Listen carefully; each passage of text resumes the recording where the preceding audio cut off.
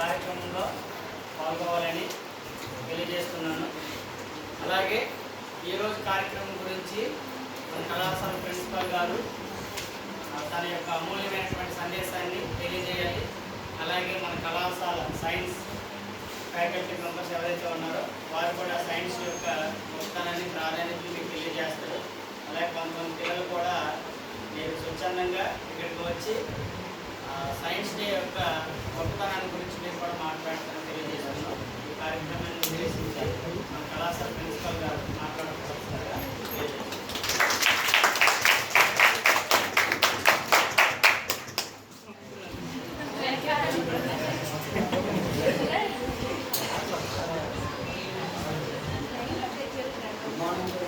Faculty members and my dear student friends.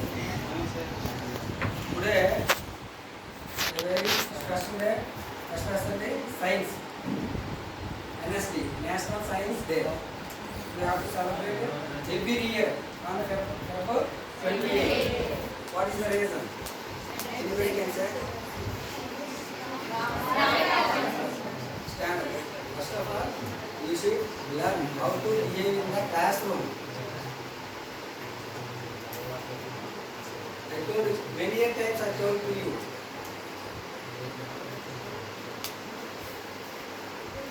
First, మనం తరగతి గదిలో ఈ అభ్యసన బోధన కార్యక్రమం ఎలా కొనసాగాలంటే రెస్పెక్టబుల్ వేలో జరగాలి. మీరేదో అంటే నలుగురికి 5-10 మందికి వచ్చు ఈ సబ్జెక్ట్, ఈ నాలెడ్జ్ మీకు ఉంది. దాని వాళ్ళు ఇంకా నేర్చుకోవడానికి అవకాశం ఉంటుంది, లేదా వచ్చిన దాన్ని కూడా మర్చిపోయి ఉంటాం ఎవరిమైనా ఒక్కొక్కసారి. అర్థమవుతుందా? నెక్స్ట్ కమ్యూనికేషన్ కూడా ప్రాపర్ వేలో జరుగుతుంది.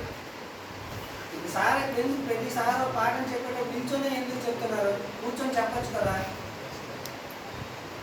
అందుకు ప్రతి ఒక్కరు కూడా ఏదైనా చెప్పాలనుకుంటే నిల్చొని చెప్పండి అని చాలాసార్లు క్లాస్లో చెప్పాను. ఒకసారి కాదు, మీరు ఎక్కడైనా ఇక్కడైనా కాదు, రానున్న రోజుల్లో ఎప్పుడైనా ఎవరినైనా రెస్పెక్ట్ఫుల్ వేలో మనం మాట్లాడే విధానం అనేది కమ్యూనికేట్ చేయగలగాలి. అదొక ఎసెప్ట్ అవుతుంది మీకు భవిష్యత్తు. ఎంత సబ్జెక్ట్ ఉన్నా అవతల వాళ్ళకి అర్థం కాకపోతే మనం చెప్పేది వృధా అవుతుంది కదా. అందుకు ఓకేనా? ఓకే, అయితే ఎవరైనా నిల్చొని చెప్పండి.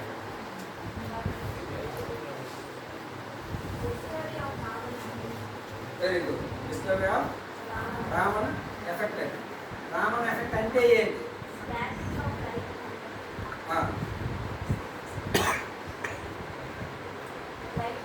మేడం మీరు చెప్పండి. కాంతి కణాల పరిక్షేపణ గురించి చెప్పాడు సివి రామన్ ఎఫెక్ట్.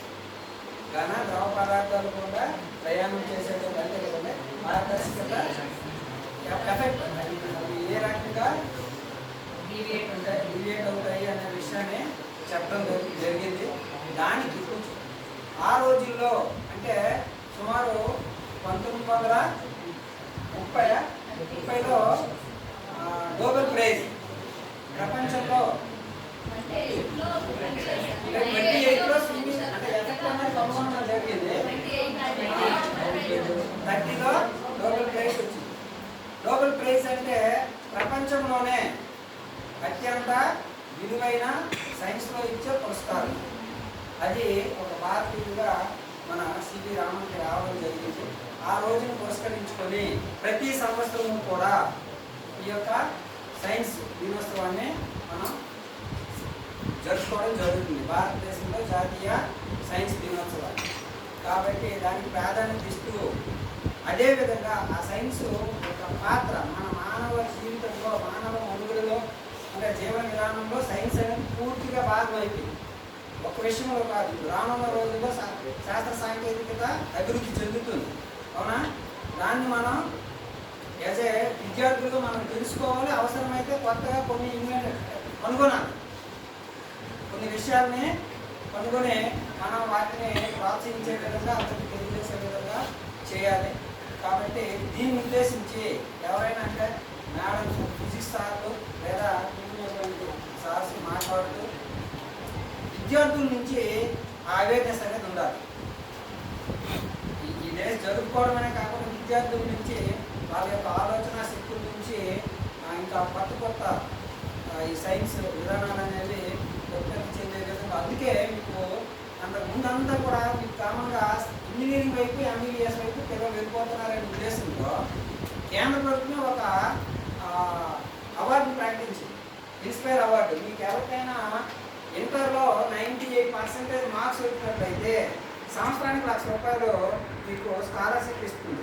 మన కాలేజీలో ఇంతవరకు ఎంతమందికి? సుమారు 6గురికి వచ్చింది. తెలుసా మన విషయం? ఈ పాంప్లెట్ చూస్తున్నారు కదా, ఆ అవార్డు మన ఫస్ట్ వచ్చిన అమ్మాయి అయితే రత్నాల మౌనిక, ఇంద్రనాథ్ కాలనీ జాబ్ చేస్తుంది అమ్మాయి. తర్వాత సాయి సోదా, అబ్బాయి ఫస్ట్ సాయి సోదా కాదు, రత్నాల మౌనిక. రాకపోతే మన కాలేజీ అప్పుడు అందులో రిజిస్ట్రేషన్ అయ్యి లేదు. నేను ఢిల్లీ వెళ్ళాను, అందుకు నాకు బాగా గుర్తుంది. రత్నాల మౌనిక అమ్మాయి, వాళ్ళ అబ్బాయి ఇక్కడ జాయిన్ అయ్యి చదువుతున్న రోజు వస్తున్నాం. ఆ అమ్మాయి అప్పటికి ఏంటంటే మన కాలేజీ కూడా ఈ దాంట్లో రిజిస్ట్రేషన్ అయ్యి ఉండాలి. రిజిస్ట్రేషన్ అయ్యి లేకపోతే మనకి అవార్డు రాకపోయింది. అప్పుడు నేను ఏం చేశానంటే ఢిల్లీ వెళ్ళాను. ట్రైన్కి వెళ్ళి 3 days జాయిన్ అన్నీ చూసుకొని వచ్చామన్నమాట. లాంగ్వేజ్ కూడా ప్రాబ్లం అవుతుంది. అయితే లక్కీగా యాడ్ అయ్యిందే అమ్మాయికి వచ్చింది. అక్కడి నుంచి కంటిన్యూషన్, ఒకసారి యాడ్ అయిపోతే అక్కడి నుంచి కంటిన్యూషన్. ఆ తర్వాత 6గురికి వచ్చింది. ఎంఎస్సీ చేసినంత వరకు కూడా ఇస్తారు. దాంట్లో సైన్స్ని ప్రోత్సహించడం కోసం, అంటే తెలివైన వాళ్ళందరూ ఈ యొక్క ఇంజనీరింగ్ సైడ్ వెళ్ళకుండా కొంత ఈ సైన్స్ డెవలప్ చేస్తారనే ఉద్దేశంతో కొత్త పరిశోధనలు కొత్తగా, అంటే మొత్తం ఓవరాల్గా దేశంలో కేంద్ర ప్రభుత్వం ఆ విధంగా పెట్టింది. ఓకేనా? అదేవిధంగా దాన్ని మనం ఉపయోగించుకొని ఈ ఆలోచన చిన్నవాడిని పెద్దవాడిని ఉన్న విషయాన్ని కూడా క్రియేటివ్గా కొత్తగా మీరు చెప్పగలిగే పరిస్థితున్న మీ అందరికీ ప్రోత్సహిస్తుంది. ఇప్పుడు అక్కడ సైన్స్ ఎడ్యుకేషన్ అవుతుంది స్కూల్ లెవెల్లో, డిగ్రీ లెవెల్లో ఎక్కడైనా అవుతుందా? కాకపోతే మీకు అందరూ సహకరిస్తే, మీకు కొత్త ఆలోచనలతో వస్తే నెక్స్ట్ ఇది కండక్ట్ చేద్దాం. పాలకొండలో ఉండే అన్ని కాలేజీలకి కూడా యూనివర్సిటీస్ ఇచ్చి కండక్ట్ చేద్దాం. లేదంటే ఈ జోన్లో ఉండే కాలేజీలన్నింటినీ కూడా మీరు దాన్ని ప్రోత్సహించాలి. ప్రోత్సహించినట్లయితే మీరు ఎక్కువగా ఉత్సాహం చూపించినట్లయితే నెక్స్ట్ అకాడమిక్ ఇయర్లో అలా చేయాలి. ఓకేనా? ఇంకా నెక్స్ట్ మేడం గారు, ఫిజిక్స్ మేడం గారు మాట్లాడారు.